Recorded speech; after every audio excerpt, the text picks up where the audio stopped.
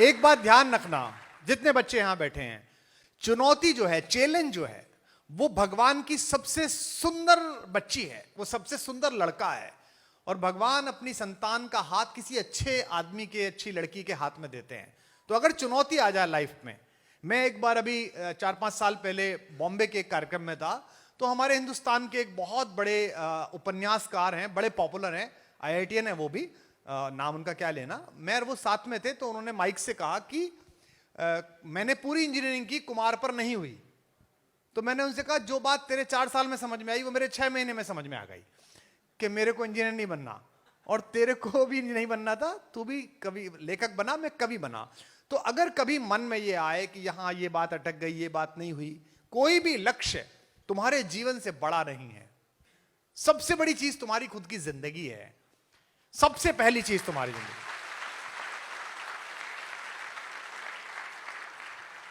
मेरे पिताजी, भाई साहब, एक छोटे से गांव में, बहुत गरीब से निम्न मध्यम वर्गीय परिवार में मेरे पिताजी ने जन्म लिया। उस गांव के वो पहले ग्रेजुएट, पहले पोस्ट ग्रेजुएट, पहले PhD, पहले प्रोफेसर।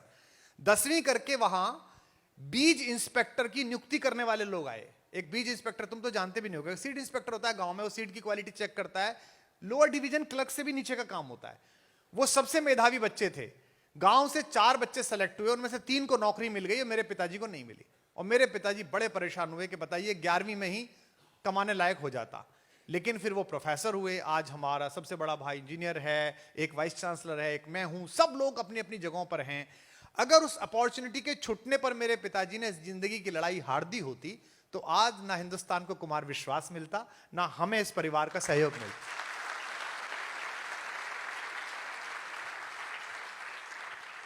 आज संयोग से कलाम साहब का दिन भी है, हम उन्हें भी याद कर रहे हैं। और मेरा सौभाग्य है कि मुझे उनके दर्शन के और सत्संग का अवसर मिला। वो भी आपको पता है कि NDA में सेलेक्ट नहीं हुए थे, और उसके बाद जब उन्होंने पूछा शिवानंद स्वामी से कि मैं क्यों सेलेक्ट नहीं हुआ, तो शिवानंद स्वामी ने कहा कि तुझे जहाज उड़ाने के लिए नहीं भेजा ईश्वर ने, तुझे किसी बड़े काम के लिए भेजा है। और आज पूरी दुनिया में मिसाइल लॉन्चिंग में हम सबसे नंबर 1 है, पूरी दुनिया की मिसाइल हम उड़ाते हैं। तो खूब मेहनत करो, खूब पढ़ो, NIT, IIT, REC, कहीं ना कहीं एडमिशन हो जाएगा। 1% अगर ऐसा लग रहा है कोई चीज नहीं हो रही है, मेहनत में कमी नहीं करनी है। लेकिन तुम्हारे माँ बाप का सबसे बड़ा सपना क्या था और क्या है, जिनके माता पिता हैं या जिनके माता पिता नहीं है, उनका सबसे बड़ा सपना क्या था? मेरी बेटी से मैंने एक दिन पूछा, वो बाहर पढ़ी है और आप अपना काम करती है, अपनी एक इंडस्ट्री चलाती है।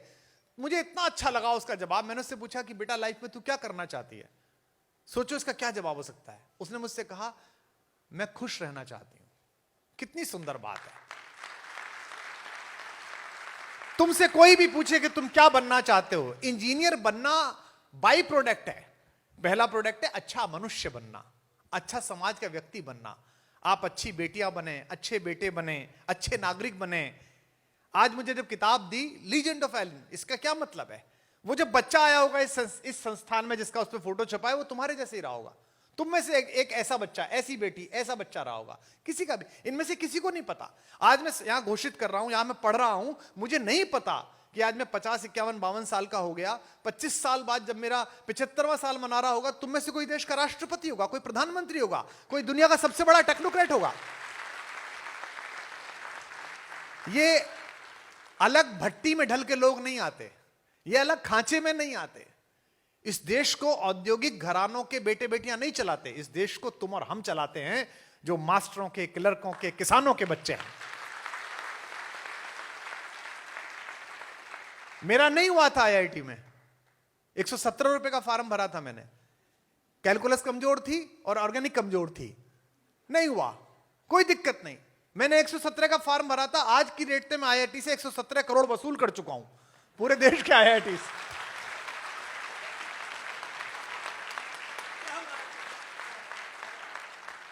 मेरे ऑफिस के लोग पूछते हैं, और मैं अतुल कनक बैठे हैं देश के सब महत्वपूर्ण साहित्यकारों में, मैंने अतुल भाई से भी कई बार कहा, और आज अच्छा हुआ कि मेरी भैया से बात हुई कि मैं आज यहां से घोषणा करता हूं और बताता हूं कि हमारी बात हुई है। बीच में एक ऐसे भाई हैं जो हमारे भी भाई हैं और आपके भी बहुत अच्छे मित्र हैं। आप लोग टेक्नोक्रेट बने, इस पर ये लोग मेहनत करेंगे।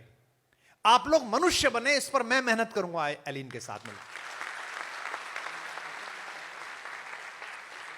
क्योंकि जब हमारा मुल्क आजाद हुआ 1947 में, तो हमारे साथ एक और देश आजाद हुआ, टर्की। आपने नाम सुना होगा, टर्की। तो वहां के एक लीडर थे कमाल पाशा, है ना। तो टर्की जब 2 साल आजादी को हो गया, तो इंडियन प्राइम मिनिस्टर नेहरू को उन्होंने मुख्य अतिथि बना के बुलाया वहां की पार्लियामेंट में। तो नेहरू जी ने भाषण दिया कि मैं भारत में हाईवे अथॉरिटीज बना रहा हूं, मैं पुल बना रहा हूं, मैं भारत में एटॉमिक पावर स्टेशंस बना रहा हूं, मैं भारत में नरोरा प्लांट बना रहा हूं। तो सबने तालियां बजाई। लेकिन जब कमाल पाशा थैंक्स गिविंग के लिए खड़े हुए, धन्यवाद देने के लिए, तो कमाल पाशा ने कहा कि मिस्टर प्राइम मिनिस्टर, आप जो सब बना रहे हैं तो आर्किटेक्ट का काम है, ये तो कॉन्ट्रैक्टर का काम है, ठेकेदार का काम है, मशीन का काम है। मैं इस देश में ऐसा कुछ नहीं बना रहा हूं। आप मुझसे पूछेंगे कि मैं क्या बना रहा हूं, तो मैं टर्किश नेशनैलिटी बना रहा हूं, टर्किश कौम बना रहा हूं।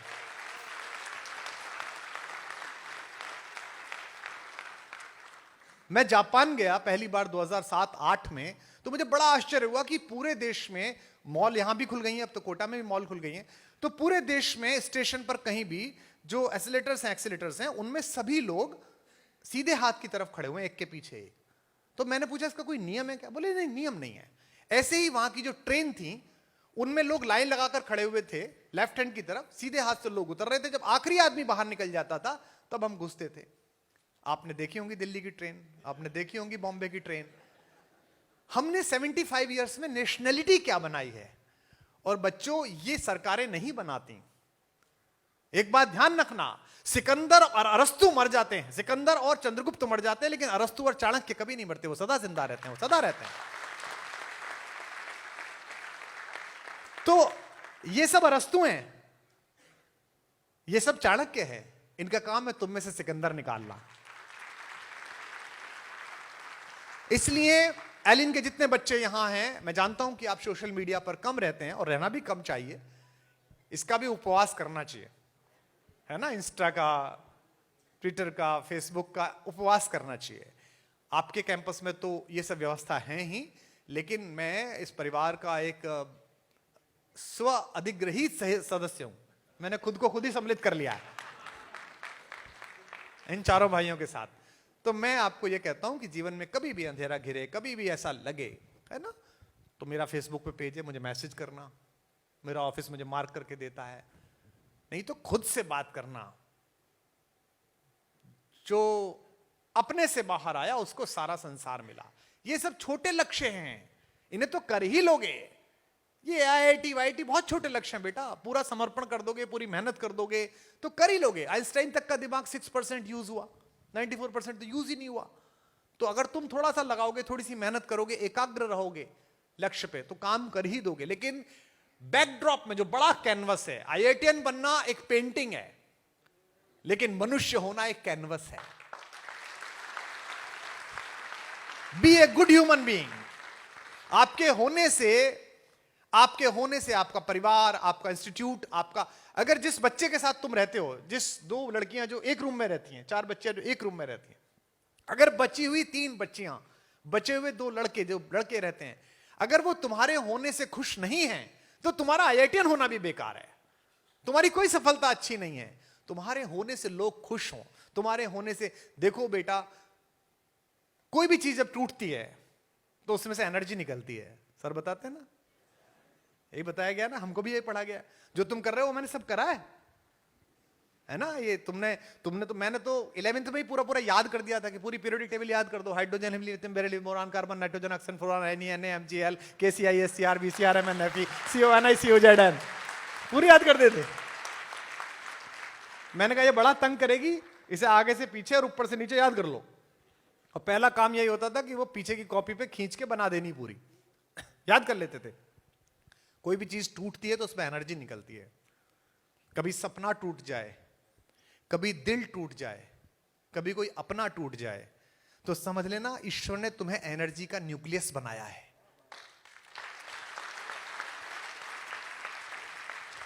अब ये तुम पर है कि एनर्जी टूटे तो कोई बम बना लेता है और कोई बिजली बना लेता है। जो निगेटिव लोग हैं वो बम बना लेते हैं। मेरी खुद की लाइन से मैं खत्म करता हूं कि हिम्मत का सागर लांघो तो लहर लहर जयकारा होगा। एक घर से निकाला हुआ लड़का जिसके पास केवल एक वलकल था, एक कपड़ा था, पत्नी थी और भाई था, पैरों में चप्पल नहीं थे, उसने 7 बार दुनिया जीते हुए रावण को घर जाके पटक के मारा, अनस्किल्ड फोर्स को लेके। रावण की फोर्स तो स्किल्ड फोर्स थी, देवासुर संग्राम में देवताओं के चक्के छुड़ा दिए थे, लेकिन घर में घुस के मारा। ये जो कॉन्फिडेंस है कि अगर मैं सच्चा हूं, अगर मैंने मेहनत की है तो रिजल्ट निकलेगा। मैं सुनाता हूं आपको ये लाइन कि हिम्मत का सागर लांघो, दिवाली आ रही है तो लहर लहर जयकारा होगा, और दिल टूटे या एटम टूटे दुनिया में उजियारा होगा। तो अगर कभी भी दिल टूटे, अगर कभी भी मन परेशान हो, तो मान लेना कि भगवान ने तुम्हारा न्यूक्लियस चुन लिया। You are the luckiest one. अब काम होने वाला है, अब तुम करने वाले हो। और आत्मविश्वास इतना रखना, कोई फर्क नहीं पड़ता कौन सी रैंकिंग आई, 100वीं आई, 1000वीं आई, कोई फर्क नहीं पड़ता।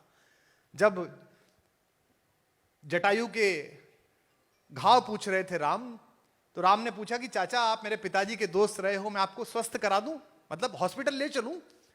जटायु ने कहा कि नहीं बेटा, अब मेरे मरने का समय आ गया। जटायु फाइटर प्लेन चलाते थे। ये जो गिद्ध विद्ध का मामला है ना, ऐसा नहीं था, वो फाइटर प्लेन चलाते थे। उस जमाने में टेक्नोलॉजी थी कि दूसरे के प्लेन में क्या हो रहा है ये आप अपने स्क्रीन पे देख सकते थे। तो उन्होंने देखा कि उस प्लेन में जो ऊपर जा रहा है सबसे बड़ा एयरफोर्स 1, उसमें एक सीता का अपहरण हो रहा है। ये एयरफोर्स 1 शांति की सीता का अपहरण आज नहीं कर रहा, पहले से करता है ये। अब थोड़ा दूर रहता है, न्यूयॉर्क रहता है, पहले लंका में रहता था। तो उसने देख लिया कि इसमें एक महिला का अपहरण हो रहा है, उसका वॉइस सैंपल उसने डेटा में डाला। तो वॉइस सैंपल डेटा में डाला तो सीता से मैच किया, तभी उसने कहा कि आपकी पत्नी का अपहरण हुआ है। ये साइंस है, सब पूरा साइंस है। तो उन्होंने कहा कि मैं आपका इलाज कर दूं, तो उन्होंने कहा नहीं बेटा, अब तो मेरा समय आ गया, अब मैं जाऊंगा। तो जटायु ने पूछा कि बेटा जब मैं ऊपर जाऊंगा तो तुम्हारे पिता मिलेंगे, दशरथ मिलेंगे, मेरे दोस्त, मैं उनसे क्या कहूं। अब एक लड़का जो घर से निर्वासित है, वनवास में है, उसकी पत्नी का अपहरण रावण करके ले गया, और वो भी युद्ध करने के लिए जा रहा है, सेना बनाएगा बेचारा, वो क्या बोले।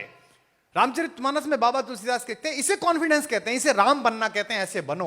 वो कहते हैं आप मत कहना चाचा जी, पापा से जाके आप कुछ मत कहना, जो मैं राम, अगर मैं उनका लड़का हूं तो कुल सहित, खानदान सहित कहे दशानन आए। रावण खुद ऊपर आके बताएगा कि क्या कर दिया था उसने। इसे कहते हैं कॉन्फिडेंस।